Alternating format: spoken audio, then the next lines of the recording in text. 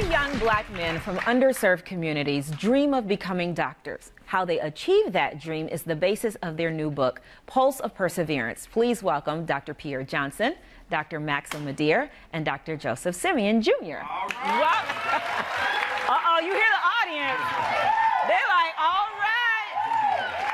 Y'all like looking at three black doctors? I guess they do. You guys have such a fascinating story, and I want to first start off with you guys telling us your own personal stories, because they're all different, but you guys end up together, and we'll get to that in a second. We'll start with you, Dr. Pierre, because you're from Chicago. South side of Chicago, born and raised. And, you know, my story, just humble beginnings. You know, I came up with a dysfunctional home, a lot of drugs, a lot of abuse, and, you know, kid from the south side of Chicago. But I knew I wanted something better for myself. I had a dream of becoming a physician early because I was challenged. You know, instead of being a professional athlete, plan B was, well, become a doctor. Like, saw the Cosby Show, saw, you know, being a doctor was that. And as I got older, you know, my curiosity just sparked. It just intrigued, and more and more and more and more and more I wanted to do this. And by the time I got to college, the fire and desire was just all there. And when I met them, it was just, you know, we all had just the same burning desire, but we just didn't know how hard that road was going to be, you know, once we got together. Now, what kind of doctor are you? Board certified obstetrician gynecologist. OBGYN. You know what? Y'all a mess. Because all the ladies like, ooh, I want you to be my OBGYN. Look. Yes, Okay, Dr. Max. I love that. I have a Max. So Dr. Max, maybe I'll call my Max Dr. Max one day. Tell us about your upbringing. I was born in Brooklyn, New York, raised in Washington, D.C. And I'm the product of two immigrant parents who moved to this country really young. They divorced, and in the process of trying to rebuild their lives, I was raised in areas that weren't necessarily the best. My father, when I was younger, we eventually moved to Washington, D.C. And in Washington, D.C. at the time, basically I was surrounded by black excellence. And the exposure of being exposed to black excellence, I think, catapulted me to a whole nother level. Once I made the decision that I was going to become a physician, my decision was to go to Xavier University of Louisiana. And at Xavier University of Louisiana, I struggled initially. I struggled because I didn't necessarily think I was smart anymore. I was around people who were more prepared than I was. Wow. And it was at that time when I was at a state of depression. And during that period, I saw this gentleman. And this gentleman was to my right over here. And every day, once we opened up to each other and we saw the similarities in our backgrounds, we said that we were going to hold each other accountable and make sure we exceed expectations. And did the same thing with this gentleman over here. We did the same thing with this gentleman over here, and ever since then, we've been pushing each other to just strive for the most that life will bring to us. Right, and what kind of doctor are you? I'm a board certified cardiac anesthesiologist. Okay, anesthesiologist. And Dr. Joe, another similar story about your friends and how you were brought up? Yes, I'm from New Orleans, Louisiana. So my background was, you know, I had my mom and my father. That was always with me, but my exposure led me to different things. And as time went, my exposure led me to start seeing people in a different light in reference to drugs. So as time went, I became curious.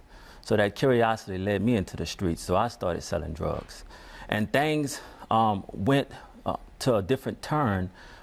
Even though in the back of my mind, I always wanted to do better, I just didn't know how. And in 1996, October 13th, my cousin was murdered. And when he was murdered, that basically put a different light on me. And I knew that at that point I needed to make a change. But I just didn't know how.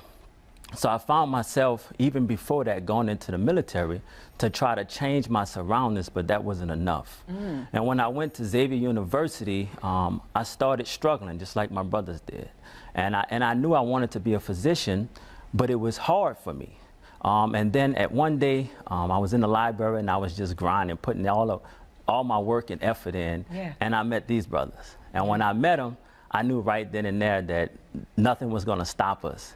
And today, I'm a board certified obstetrician and gynecologist. Another OBGYN. Yes. I am I'm sitting here and I'm listening to you guys tell these stories, and I'm looking at you and I get chills because I think about you guys, 3 different states, 3 different backgrounds, but yet it was your college experience at an HBCU where you guys made a pledge in the library, on the yard, whatever, that I got you, I got you, I got you. Talk about that camaraderie and that brotherhood and how important that is in your success. Yeah, I mean, it was vital. I mean, we were asked today, actually earlier, by a kid that we were mentoring, and he asked, would we be successful if we hadn't found each other? And I had to be honest with him and said no, because, you know, the most important thing is to have a strong network. And we all were at a clinical depression. We all had started to face failure for the first time. You know, I didn't even know what a periodic table was going into college, and that's I didn't know. Wow. So, you know, so getting that first few months, getting a pure shock of my life and failing for the first time, I needed somebody. I needed 2 people to really tell me that you could do this, because we're going to do this together. So that was very vital. And you guys and your story led to this book, Pulse of Perseverance, and it is 3 Black doctors on their journey to success. What do you want folks to get from the book? Because I believe now that you guys really want young Black kids coming up to look at you and go, this is possible. Yeah. So it's just more than being possible. What we want the book to do is give insight into the experience that all young Black kids have to go through in order to reach their dreams. And sometimes that journey, people, you know, we live in a society where a lot of people are unaware. You get caught up in whatever's going on in your personal experience, and you never look across the aisle or across the table to really understand exactly what the kids are going through. A lot of times we make it seem like if somebody's life doesn't turn the way that we expect, we automatically assume, no, that's on them. No, there was a series of circumstances that actually happened along that particular way. And for us, in that book, what that book tells is, it tells of every critical juncture that happened during our lives where God placed his hand on us. Right. There were certain periods we go out and we always tell people that, people think that, oh, well, you guys succeeded. You guys are these brilliant individuals. You guys are exceptions. Well, no, we are just like everybody in your family. We're your nephew, we're your son, we're your cousin, we're your brother. We are normal, regular human beings. Right. And that story talks about some of those critical junctures where things may have went left. Right, and you guys worked hard. And the thing is, a lot of times, kids in our community, they look at the entertainers, they look at the rappers, they look at the celebrities, and that's what they idolize. That's what they think what success is. But Dr. Joe, you want them to look at you guys and say, hey, no, this is what you want to do. That's very important to us, because what we want to do is kick off the blinders that the young youth have on themselves of being an entertainer as successful. The only way of being successful, or some form of athlete is the only way to be successful. But there's more out there. Not necessarily you have to be a doctor, but we want to say there's different professions out there for our youth.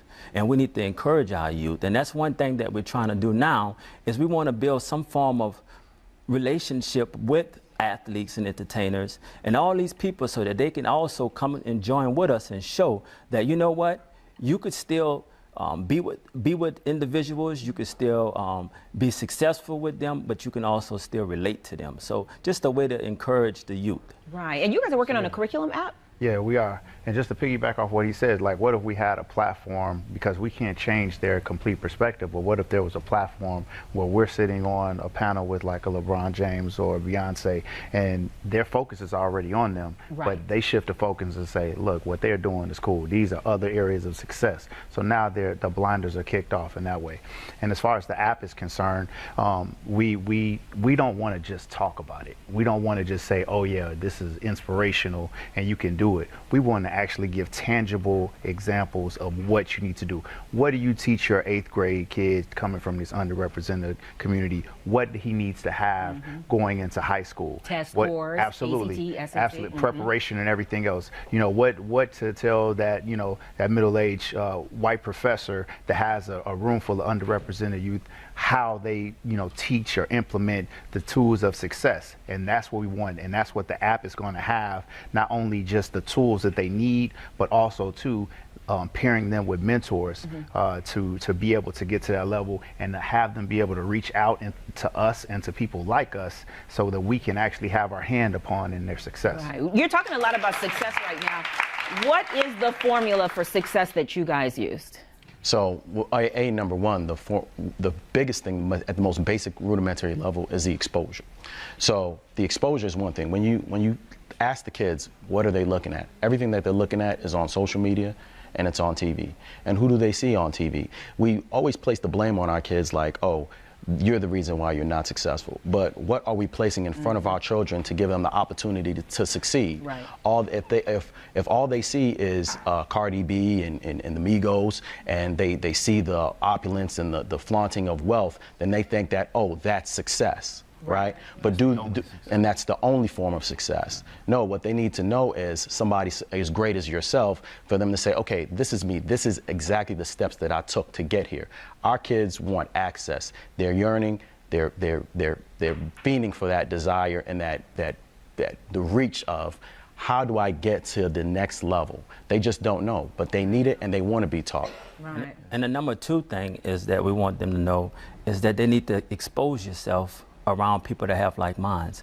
One of the reasons why I came into having struggles early in my life is because of my exposure. So what we're trying to say is that one thing that we came about is we found the bond with each other and said, you know what, he's doing something positive, so that's the person I want to be around. Right. Greatness bring greatness. That's right. Doctors, thank you so much for being here. And to find out more about the book and these great doctors, visit thepulseof p3.com.